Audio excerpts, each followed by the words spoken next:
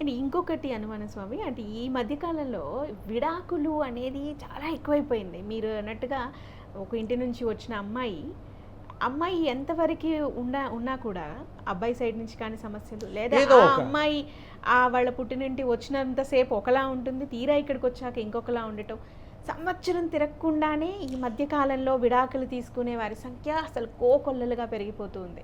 అదేదో సెలబ్రేషన్స్ లాగా చేసుకుంటున్నారు ఈ మధ్యకాలంలో. కొన్ని సెలబ్రేషన్స్ కూడా పెళ్ళైన ఎంత ఘనంగా చేసుకుంటున్నా ఈ మధ్యకాలంలో విడాకులను కూడా చేస్తారు. విడాకులు కూడా అంత బాగా చేసుకున్నారు. అవును. ఈ మధ్య నేను మీడియాలో అది వచ్చింది, దాని గురించి మా వాళ్ళు చెప్పారు, చూపించారు కూడా. హ్మ్.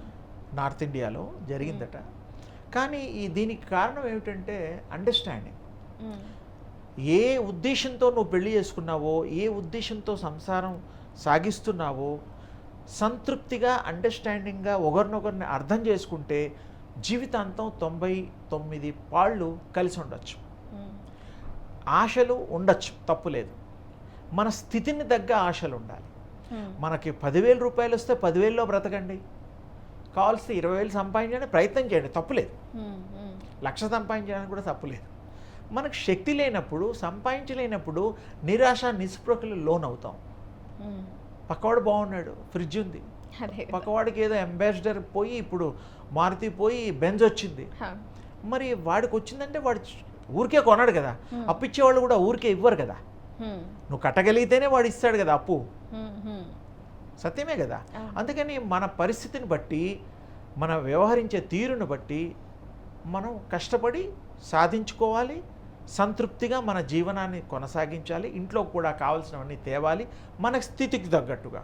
హ్మ్. ఆ తల్లులు కూడా వచ్చేటప్పుడే నిర్ణయం తీసుకుంటారు కదా, ఈయన జీతం ఎంత, ఇల్లు ఉందా, ఫ్లాట్ ఉందా, కారు ఉందా, ఏముందో అన్నీ ముందే కనుక్కుంటారు కదా. ఈ రోజుల్లో అంతా ఓపెన్. పైగా పెళ్లి కాకముందే కూడా ఒక కెఫ్లోనే ఎక్కడో కూర్చొని మాట్లాడుకుంటారు. అవునండి. అసలు ఒకప్పుడు పెళ్ళిళ్ళలోనే చూసే పెళ్లి చూపుల్లో ఆ తెర తీసేటప్పుడే చూసేవాళ్ళు, అవును. తల్లిదండ్రులు చూసి వచ్చేవాళ్ళు. పోనీ దానికి నేను కంపేర్ చేయడం లేదు, ఆ కాలం పోయింది. ఈ కాలంలో కూడా పెళ్ళి అవ్వకుండానే ఒక ఫ్రెండ్లీగా మాట్లాడుకుంటున్నారు. పోనీ మాట్లాడుకోవడంలో తప్పు లేదు, వ్యూస్ ఎక్స్చేంజ్ చేసుకుంటారు, శుభం. మరి అన్నీ మాట్లాడుకున్న తర్వాతే పెళ్ళి కదా. అవునండి. ఆ పెళ్ళైన తర్వాత ఎందుకు ఈ మిస్అండర్స్టాండింగ్స్ వస్తున్నాయి అంటే, మార్చుకుందాంలే మొగుడిని, మార్చుకుంటానులే వైఫ్ని అని వాళ్ళు అనుకుంటారు మొదట్లో. హ్మ్. ఏదో చెప్పేస్తారు, ఏదో అయితే మొత్తానికి అనుకున్న పని అవుతుంది. కొంతమందికి లేట్ మ్యారేజెస్ వల్ల కూడా ఏదో పెళ్ళైతే చాలు, తర్వాత చూద్దాంలే, అలాంటివి కూడా కొన్ని ఉంటాయి. హ్మ్. ఈ అవసరాలను బట్టి కూడా, పరిస్థితులను బట్టి కూడా ఇవి జరుగుతాయి. అంటే ఆడపిల్లలు కూడా వాళ్ళ తల్లిదండ్రులను ఎలాగైతే చూసుకున్నారో, తల్లిదండ్రులను ఎలాగైతే వాళ్ళతో మెసులుకున్నారో, అత్తమామల దగ్గరకు వచ్చేసరికి ఆ విధంగా అలా ఉండదు. ఉండాలి. ఎందుకంటే ఇక్కడ మార్పు వచ్చేసింది. హ్మ్. ఎప్పుడు కూడాను ఈ సామెతల్లాగా తయారైంది. తల్లి అత్త కాదు. అత్తయ్య ఎలా అవుతుంది కాదు అంటుకుంటారు, కానీ తల్లి కంటే గొప్ప తల్లి అత్తయ్య అవుతుంది ఎప్పుడు ఆ ఇద్దరు అండర్స్టాండింగ్ ఉన్నప్పుడు, హ్మ్. అర్థం చేసుకోగలిగినప్పుడు తప్పకుండా. అంతేగాని అత్తయ్యని అమ్మాని అని పిలిచే వాళ్ళని చూశాను నేను.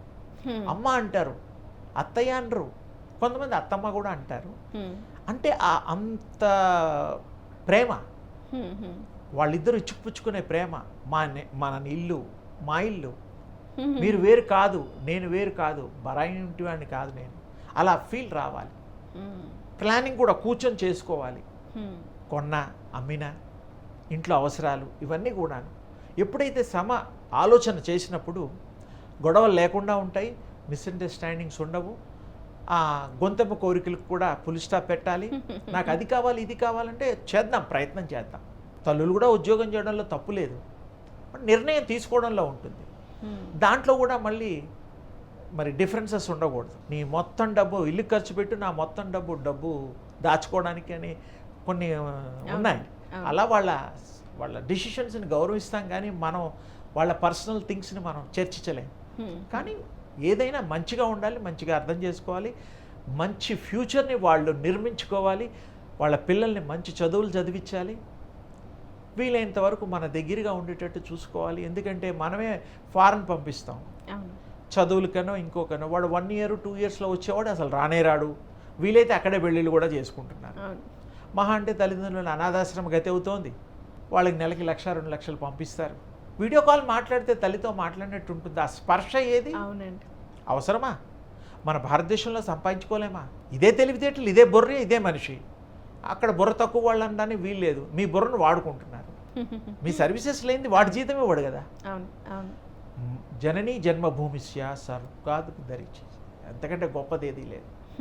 మన వాళ్ళతో ఉండాలి, ఇక్కడే చదువుకొని రావాలి, ఇక్కడే ఉన్న కొత్తవి నేర్చుకోవాలి, వ్యాపారాలు చేసుకోవాలి, ఉద్యోగాలు చేసుకోవాలి, తల్లిదండ్రులను ప్రేమించాలి, మన చుట్టాలు ఎవరెవరు ఉన్నారో శ్రేయోభిలాష్ అందరినీ కలుస్తూ ఉండాలి, సంఘంలో అందరితో విడిగా ఉండకూడదు, కలిసి ఉండాలి.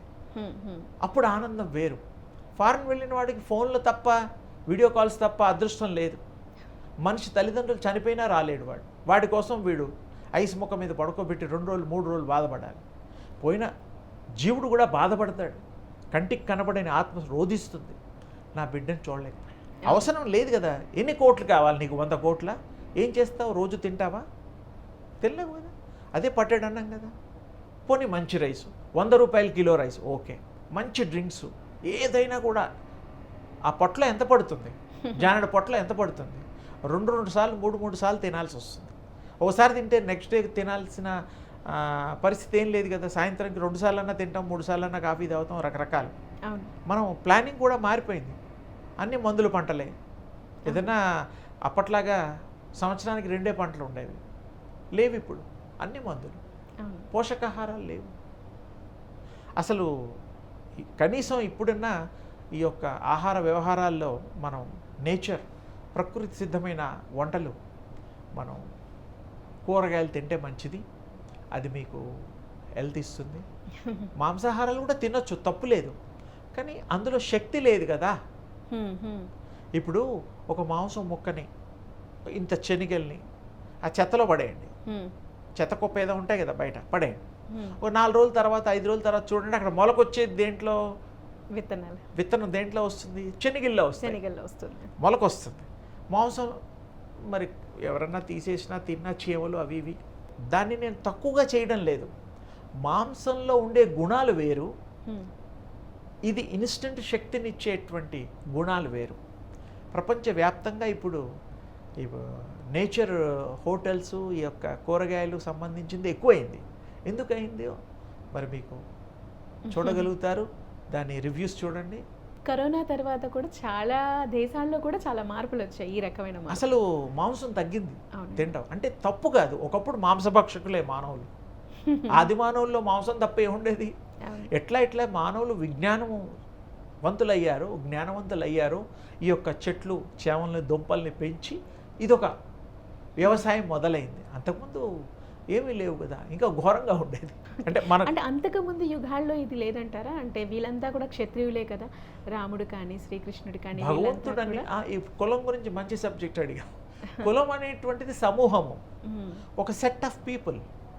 నా దృష్టిలో కులము అంటే వైశ్యులని, బ్రాహ్మణులని, క్షత్రువులని, తర్వాత అంటరాని వాళ్ళని, మాలా, మాదిగా, ఏవో పేర్లు ఉన్నాయి. అవన్నీ తప్పు.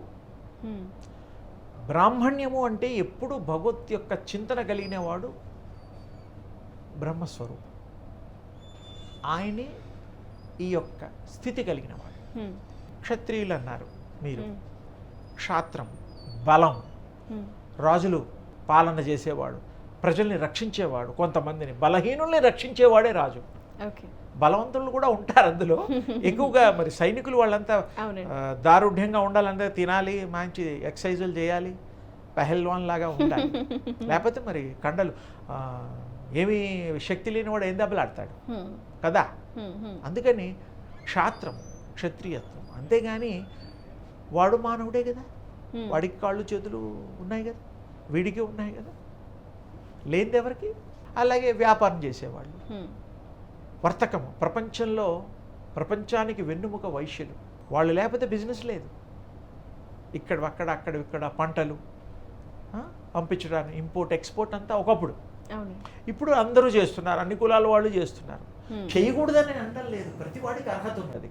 అప్పట్లో వాళ్ళు ఎక్కువగా చేశారు. అది ఒక సమూహం, ఒక సెట్ ఆఫ్ పీపుల్ని ఒక కులంగా మార్చుకున్నారు. అంతేగాని మానవులు కాదని లేదే. క్షత్రియులు మానవులే, బ్రహ్మత్వం కలిగిన వాళ్ళు బ్రాహ్మణులు మానవులే, అంటరాని వాళ్ళు అనేవాళ్ళు అప్పట్లో వ్యవసాయాలు చేసేవాళ్ళు, వాళ్ళు కష్టపడితేనే వీళ్ళకి ఫుడ్ వచ్చేది. వాళ్ళు రైతు సంబంధించిన పంట వాళ్ళు దున్నేవారమ్మా నాగలి బట్టి. మరి వాళ్ళు చెప్పులు కుట్టేవారు. మరి వాళ్ళు కుట్టిన చెప్పులు వేసుకుంటున్నాం, మరి ఎందుకు వేసుకుంటున్నాం అంటే చర్చిస్తే చాలా విషయాలు గందరగోళం అయిపోతాయి. సింపుల్గా ఏంటంటే మనం మానవులం, రెండే, స్త్రీలు పురుషులు. ఓకే. రంగు తెలుపు నలుపు ఎరుపు పొడుగు పొట్టి లావు అంతే.